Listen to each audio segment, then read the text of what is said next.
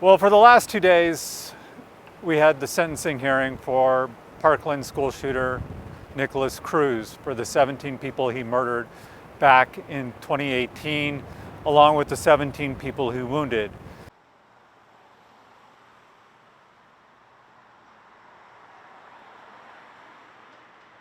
Going into the hearing, we knew that he was going to get a life sentence because last month his jury voted 9-3 to give him a death sentence, but Florida law requires that that verdict be unanimous before it can be imposed.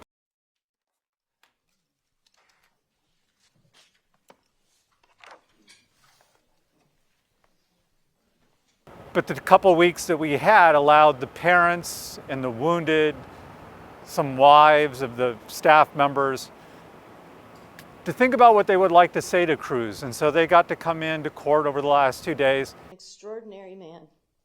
He was a father. He was a husband. He was a son.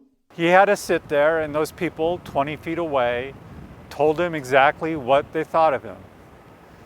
They called him evil. They called him a coward. They wished him a painful death. You're going to die before me. And I will celebrate when you die. They told him about the pain and the suffering that they've been feeling these 5 years almost. A couple of fathers talked about how they would never walk their daughters down the aisle. A prison where you will spend the rest of your miserable life having to look over your shoulder, worried about every single minute of your day, of your life, and scared out of your mind, fearful for someone to take you out. Others talked about their hopes for him in prison, that he would get to become somebody's plaything, that he would get tortured, that somebody someday would kill him.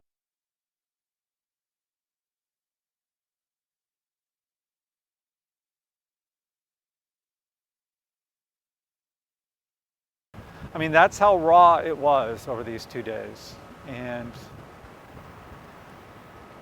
But it's over now. I mean, he's going to go off to prison. He'll be taken first to the Florida Prison System's processing center near Miami, and then he'll be assigned to a maximum security prison someplace in the state. Experts I've spoken to say that he'll likely be put into protective custody for a while to keep others from harming him, but eventually he'll be put out into the general population. At 5'7" and 130 pounds, I don't know that Cruz is going to be able to protect himself.